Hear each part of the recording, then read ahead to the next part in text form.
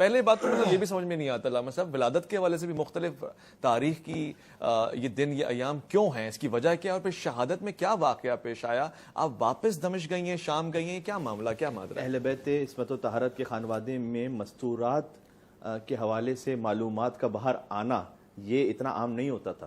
اس خاطر ہے کہ آپ کو روایات میں یہ بھی اختلاف ملے گا کہ مثلا مولا علیہ السلام کی کتنی بیٹیاں تھیں، یا مثلا امام موسیٰ کاظم علیہ السلام کی کتنی بیٹیاں تھیں۔ سادات گھرانے میں خود اس یہودی کا کہ جو مولا علی علیہ السلام کے ہمسائے میں زندگی گزارتا رہا کوفہ میں 4 سال تک، اس نے یہ کہا کہ میں نہیں جان سکا کہ اس گھر میں کوئی مستور بھی رہتی ہیں یا نہیں رہتی۔ اللہ، تو اس خاص پردے کا اہتمام ہوتا تھا۔ اور جب بی بی زینب سلام اللہ علیہا نکلی بھی ہیں مدینہ سے اپنے بھائی کے ساتھ، تو اس وقت خود میر انیس رحمۃ اللہ علیہ نے کہا بھی ہے کہ پہنچی جو ہی ناقے کے قری دختر حیدر، تو خود ہاتھ پکڑنے کو بڑھے سبتے پیمبر، اور فضا تو سنبھالے ہوئی تھی گوشہ چادر، اور تھے پردہ محمل کو اٹھائے علی اکبر، اور فرزند کمر بستہ چپو راز کھڑے تھے، اور نالین اٹھا لینے کو عباس کھڑے تھے۔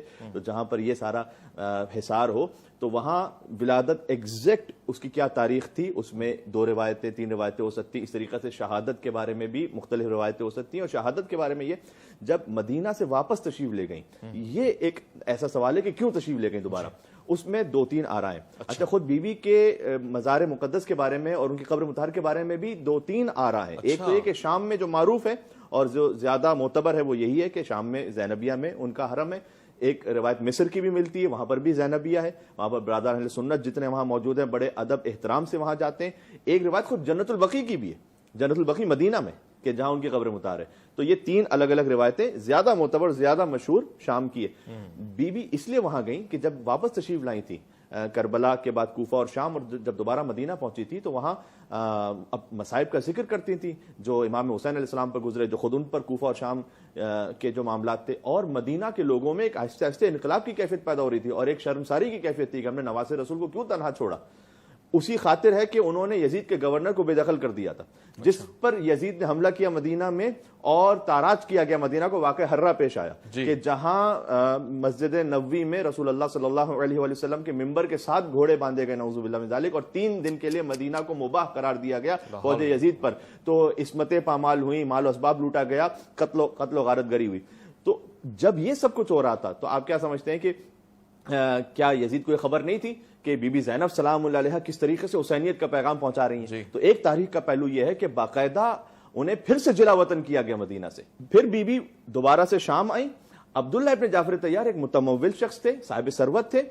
ایک روایت یہ بھی ہے کہ ساتھ میں مدینہ میں قحط بھی شدید تھا، ان کی زمینیں بھی تھیں، مصر میں بھی تھیں اور شام میں بھی تھیں، لہٰذا وہ دوبارہ وہاں پر شام میں آ گئے۔ بی بی وہاں اس درخت پر کہ جہاں حسین علیہ السلام کا کٹا سر لٹکایا گیا تھا شام میں، وہاں بیٹھ کر نیچے گریا کیا کرتی تھی۔ اللہ اکبر۔ تو لوگوں کو یاد آتا تھا کہ اچھا حسین پر یہ ظلم ہوا تھا یہاں پر۔ دیکھیں، امام حسین نے حسینیت نے اسلام کو بچا لیا، اور بی بی زینب نے حسینیت کو بچا لیا۔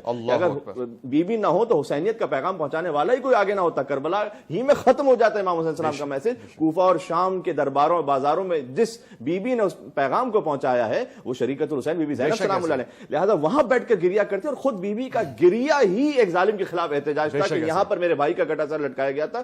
بعد میں ایک تاریخ میں روایت ملتی ہے کہ بیلچے سے حملہ کیا گیا سیدہ زینب سلام اللہ علیہ، اور ان کے سر اقدس کو زخمی کر دیا گیا۔ تو یہ فاطمہ کی بیٹیوں کے ساتھ ہوا ہے، بیٹوں کے ساتھ فقط نہیں، بیٹیوں کے ساتھ بھی ہے کہ جو درباروں بازاروں میں گئی ہیں، رسن بستہ ہیں، قید کے عالم میں ہیں، اور پھر آخر میں شہادت اس طرح سے ہوئی۔